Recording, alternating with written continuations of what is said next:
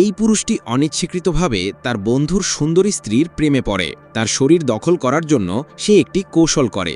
বন্ধুটি যখন বাথরুমে যায়, সে চুপিসারে সেই মহিলার কাছে যায়। সে মহিলাকে জানায় যে তার স্বামী গতকাল অন্য এক মহিলার সাথে ছিল। এই খবরটি পেয়ে সে তার স্বামীর সাথে ঝগড়া শুরু করে। লিসা রেগে গিয়ে একাই বার ছেড়ে চলে যায়। পথে গ্রিন তার গাড়ি নিয়ে এসে থামে। স্বামী না আসায় লিসা হতাশ হয়ে পড়ে এবং গ্রিনের গাড়িতে উঠে বসে। লিসা বুঝতে পারে না যে এখান থেকেই তার দুঃস্বপ্ন শুরু হচ্ছে। গ্রিন গাড়িটিকে তার বন্ধুর বাড়িতে না নিয়ে নিজের নির্জন কুটিরে নিয়ে যায়।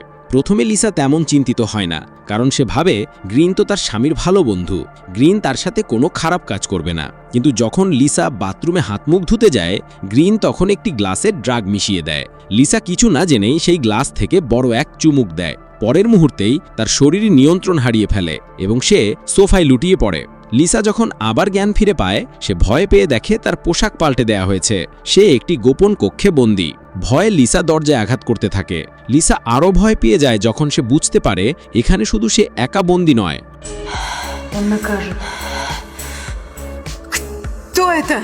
অন্য এক বন্দীর নির্দেশনায় লিসা খাটের গদির মধ্যে একটি লোহার তার খুঁজে পায়।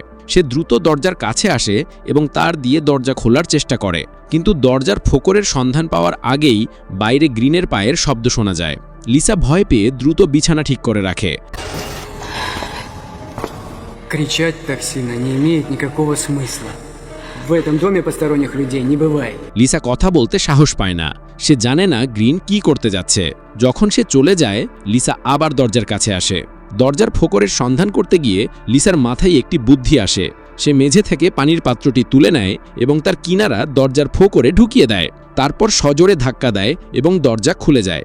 লিসা দ্রুত পাতাল ঘর থেকে ছুটে পালায়, কিন্তু তার পালানোর শব্দ গ্রিন শুনতে পায়।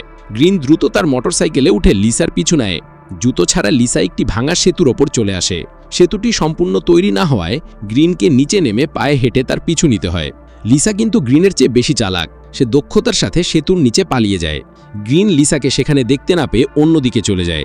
এই সুযোগে লিসা সতর্কভাবে সেখান থেকে বেরিয়ে আসে।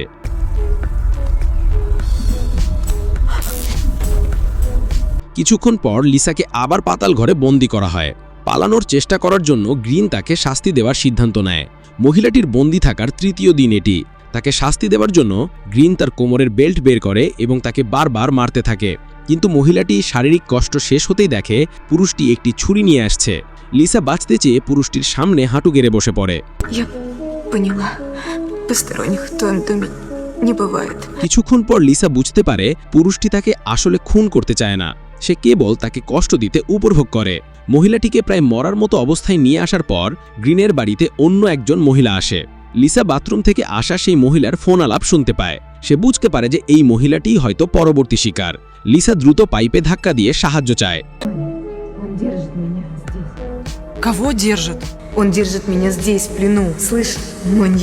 মহিলাটি কিছু বোঝার আগেই গ্রিন ভিতরে চলে আসে।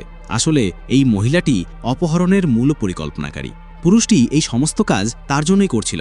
তারা দুজন শৈশবের বন্ধু। ছোটবেলায় লিসা এবং তার বন্ধুরা তাকে খুব জ্বালাতন করত। 7 বছর বয়সে লিসারা তাকে এমন অপমান করেছিল যা সে কখনো ভুলতে পারেনি। সেই অপমানের প্রতিশোধ নিতেই সে গ্রিনকে অনুরোধ করে লিসা এবং তার বন্ধুদের বন্দী করতে। গ্রিন এই মহিলাকে অনেকদিন ধরেই ভালোবাসত। যদিও গ্রিন এমন খারাপ কাজ করতে চায়নি, কিন্তু তাকে খুশি করার জন্য তাকে এসব করতে হয়েছিল। মহিলাটি প্রতিশ্রুতি দিয়েছিল যে গ্রিন তাকে সাহায্য করলে সে তার স্বামীকে ছেড়ে গ্রিনের কাছে চলে আসবে। এখন সফলতার থেকে আর মাত্র এক ধাপ বাকি। যদি গ্রিন অন্য মহিলাকে বন্দী করতে পারে, তাহলে সে তার কাঙ্ক্ষিত সুখ পাবে।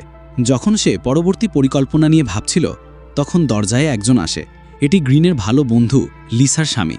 সেই গ্রিনের কাছে জানতে আসে যে সে তার স্ত্রীকে দেখেছে কিনা। লিসা যে রাতে নিখোঁজ হয়, তারা সবাই সেদিন একসাথে পান করছিল। লিসার স্বামী এখন সন্দেহ করে যে গ্রিন সেদিন তার স্ত্রীকে কিছু বলেছে, যার ফলে তাদের মধ্যে ঝগড়া হয়, আর সেই জন্যই লিসা বাড়ি ফিরে আসেনি। বন্ধুকে বিদায় দেওয়ার পর গ্রিন রোমাঞ্চের জন্য লিসার জন্য একটি সুন্দর পোশাক নিয়ে আসে। সে তাকে নিয়ে একসাথে ক্যান্ডেল লাইট ডিনার করে। এ সময় লিসা সুযোগ বুঝে তার অজান্তে টেবিল থেকে একটি কাঁটা চামচ লুকিয়ে নেয়। সেটি শক্ত করে ধরে সে সুযোগের অপেক্ষা করে।